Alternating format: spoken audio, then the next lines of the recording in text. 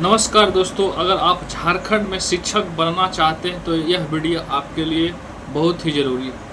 आज हम बात करेंगे झारखंड टेट के बारे में।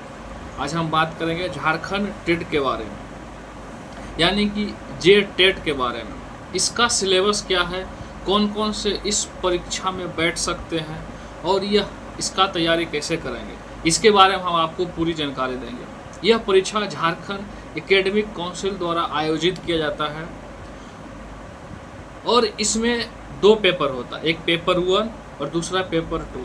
पेपर 1 जो होता है कक्षा 1 से 5 के लिए होता है और जो पेपर 2 होता है वह कक्षा 6 से 8 के लिए होता है। अगर जो पेपर 1 की बात करें तो उसमें जो आपका चाहिए इंटर पास, इंटर के साथ साथ उसमें डीएलएड का कोर्स चाहिए जो शिक्षक पात्रता होती है। अगर जो आप 6 से 8 की तैयारी कर रहे हैं तो उसके लिए आपके साथ ग्रेजुएशन में 50% एभव से मार्क होना चाहिए, प्लस सब्जेक्ट वाइज मेथड मिलना चाहिए। उसके साथ बीएड का कोर्स, उसके बाद जो भी शिक्षक पात्रता कोर्स होता है वो होना चाहिए। अब हम बात करते हैं कि पेपर 1 में सिलेबस की बात करते हैं। अब हम सीधे आपको किसका बात करते हैं, सिलेबस की बात करते हैं। पेपर 1 जो होता है प्राथमिक स्तर पर टोटल 150 अंक होते हैं, यानी कि टोटल 150 मार्क्स होते हैं, जिसमें से सीडीपी से 30 अंक पूछे जाते हैं। टोटल 150 मार्क्स होते हैं जिसमें से सीडीपी से 30 अंक पूछे जाते हैं।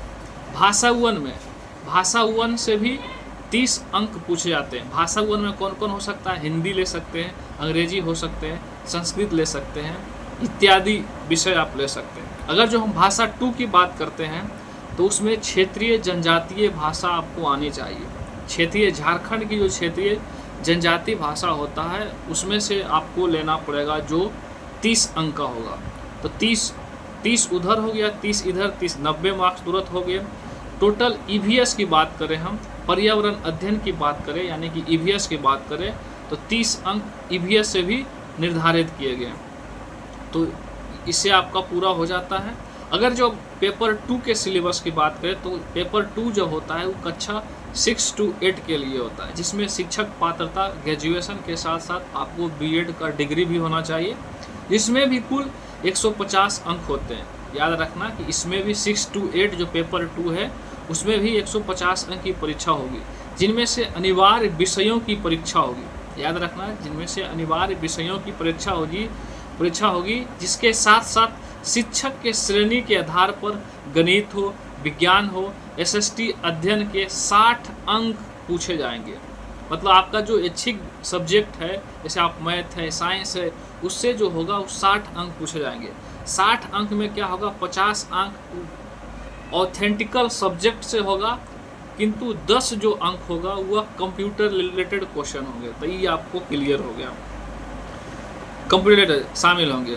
पूरी परीक्षा बहुविकल्पीय होगी, यानी कि पूरी जो परीक्षा होगी वह बहुविकल्पीय यानी कि वस्तुनिष्ठ होगी और इसमें कोई निगेटिव मार्क नहीं है। ध्यान रहे कि इसमें कोई निगेटिव मार्क नहीं है।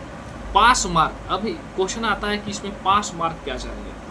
पास मार्क क्या चाहिए, तो 60% जनरल के लिए, मतलब जो जनरल कैटेगरी के है या ईडब्ल्यूएस कैटेगरी के, जनरल हो या ईडब्ल्यूएस हो, दोनों के लिए 60% पास मार्क चाहिए। याद रखें कि दोनों के लिए 60% पास मार्क एकदम अनिवार्य है, अनिवार्य चाहिए।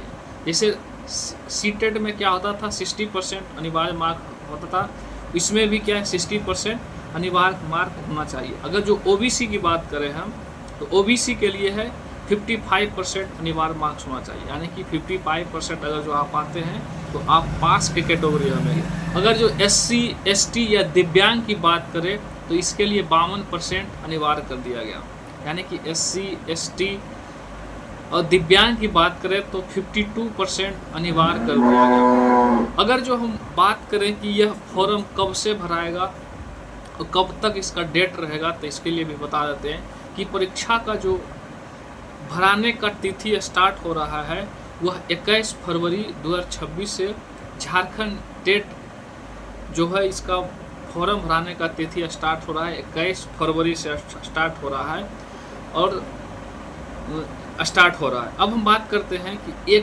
एक चीज़ और आपको नोट करना है कि जे टेट की परीक्षा में अभ्यर्थियों को जनजातीय एवं क्षेत्रीय भाषाओं की परीक्षा देवनागरी लिपि में होता है, जो कि झारखंड के कोर्ट में, झारखंड के जो हाई कोर्ट है वहाँ पे चल रहा था कि जो परीक्षा का लैंग्वेज होना चाहिए वो सिर्फ जनजातीय, वहाँ का जो जनजातीय भाषा में होना चाहिए, मतलब पूरी। लेकिन कोर्ट ने इसको खारिज कर दिया और बोला गया कि इस जो अदर स्टेट के लोग हैं वो तो लैंग्वेज नहीं पकड़ पाएंगे, तो इसके लिए क्या किया गया है कि उसके लिए 10% मतलब कि देवनागरी भाषा को अनिवार्य कर दिया है। देवनागरी भाषा को क्या कर दिया गया, अनिवार्य कर दिया गया। इसके साथ साथ यह भी कहा गया है कि भाषाओं की लैंग्वेज देवनागरी में होगी और हिंदी के साथ साथ इंग्लिश लैंग्वेज को भी दिया जाएगा, यानी कि जो क्वेश्चन का पेपर होगा वो हिंदी के साथ साथ इंग्लिश का लैंग्वेज भी होगा। तो ये जानकारी आपको कैसा लगेगा आप हमको बताइएगा, और कोई भी अगर जो आपको दिक्कत होता है इसके लिए, इस सिलेबस में कोई भी जानकारी की आपको दिक्कत होता है तो आप कमेंट बॉक्स में हमको बताइएगा, हम कमेंट में आपको बताएगा। बाकी वीडियो अच्छा लगेगा तो लाइक कीजिएगा, सब्सक्राइब कीजिएगा, शेयर करना नहीं भूलिएगा। और अब ऐसा भी अपडेट जानने के लिए आप हमको वीडियो को शेयर ज़रूर कीजिएगा। जय हिंद।